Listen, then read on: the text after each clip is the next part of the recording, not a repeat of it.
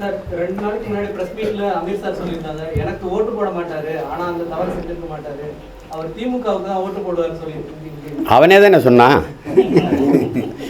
கேளுங்க, போன தேர்தலில் யாருக்கு ஓட்டு போட்டான்னு கேளுங்க. எங்கள் வீட்டில் எங்கள் அண்ணன் பசங்கள்லாம் எனக்கு போடுவாங்க.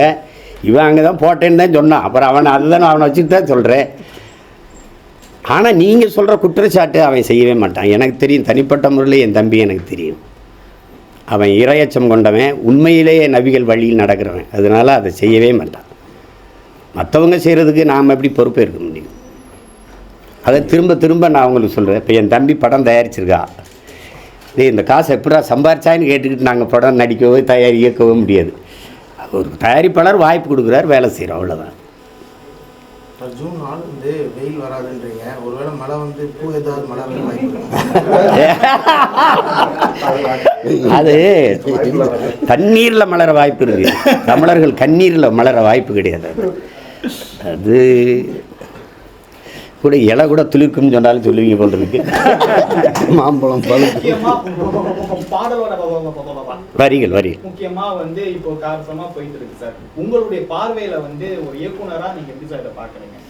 2 பேரும் முக்கியமா இல்லாட்டி 2 பேரும் ஆளுமைகள் இதுல மோதிக்கிட்டு இருக்காங்க. பாடல் யாருக்கு சொன்னாங்க? கல்வியா செல்வமா வீரமாங்கிற கதை மறுபடியும் சரஸ்வதி சபதம் தான் எடுக்கணும். நாங்கள் அப்படி கிடையாது. இசைத்தமிழ் நீ செய்த அறிஞ்சாதனைன்னு இப்போ இருக்கிற மாதிரி தான் அது. பாடலாக இசையானா ரெண்டுமே முக்கியம்தான். வெறுமனே மெல்லி இசை, வரிகள் இல்லாத இசையும் நம்ம ரசிச்சிருக்கோம். நத்திங் பட் விண்டெல்லாம் நம்ம பார்த்துருக்கோம். இசை இல்லாத சந்த வரிகளை கவிதையாக படிக்கும்போதும் நம்ம ரசிக்கிறோம். அப்போ ரெண்டுமே ஒன்று ஏன் பிரிக்கணும்? மொழி உடல்னால் இசை வந்து உயிர்னு வச்சுக்கிறோங்க, அப்படி வச்சுக்கிறோங்க, ஒரு மூச்சுன்னு வச்சுக்கிறோங்க. அதை போட்டு எதை பிரிச்சுக்கிட்டு இருக்கணும்?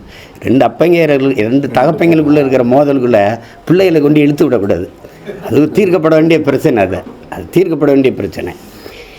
எங்கள் அப்பா இளையராஜா கேட்குறதுல இருக்கிற நியாயத்தை பிரியணும். முதல்ல ஒரு படைப்பாளிங்கிறவருக்கு வந்து அவருக்குன்னு ஒரு படைப்புக்கான அங்கீகாரம் வேணும். இப்போ என் தம்பி வந்து இந்த படத்தை தயாரிச்சிட்டாருன்னா, இந்த படத்தில் இசையமைச்சது, பாட்டு எல்லாத்துக்குமே பொறுப்பு அவர்கிட்ட ஊதியம் வாங்கிட்டாங்க. அதனால் அவருக்கு தான்.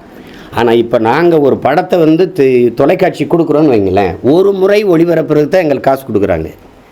ஆனால் குறைஞ்சது இப்போ குறிப்பாக என் தம்பி படத்தை எடுத்துக்கிறீங்களேன், எவ்வளோ கொடுத்து வாங்கியிருப்பாங்கன்னு நினைக்கிறீங்க? ஆனால் எத்தனை முறை ஒளிபரப்பப்பட்டிருக்குன்னு நினைப்பீங்க? அப்போ ஒரு முறை ஒரு 10 லட்ச ரூபா கொடுத்து ஒரு படத்தை வாங்கிட்டீங்கன்னா நீங்கள் அதை வாழ்நாள் முழுக்க வச்சுக்கிறீங்க, அந்த உரிமத்தை. அப்போ அந்த ஒவ்வொரு முறையும் முன்னாடியெல்லாம் வானொலியில் ஒரு பாட்டு வந்துச்சுன்னா அந்த ஒரு தடவை ஒளிபரப்புனா அதுக்கான ஒரு ராயல்ட்டின்னு ஒன்று கொடுப்பாங்க.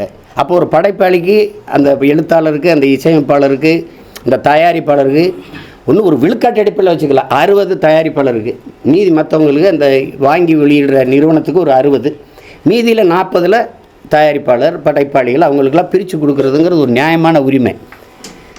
அதை தான் அவர் கேட்குறாரு.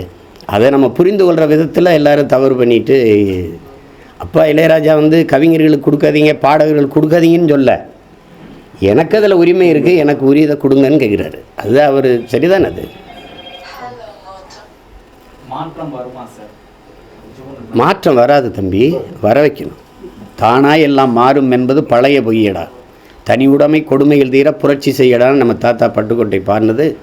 மாற்றம் வந்து தானாக வராது, மாற்றணும். காந்தி சொல்கிறார்ல, உலகத்தை எப்படிப்பட்ட மாற்றத்தை ஏற்படுத்தி நீ நினைக்கிறியோ அந்த மாற்றத்தை உன்னிலிருந்து தொடங்குன்னு. நான் என்னிலிருந்து தொடங்குகிறேன், நீங்கள் உங்களிலிருந்து தொடங்குங்க, மண்ணிலிருந்து தானாக தொடங்கும்.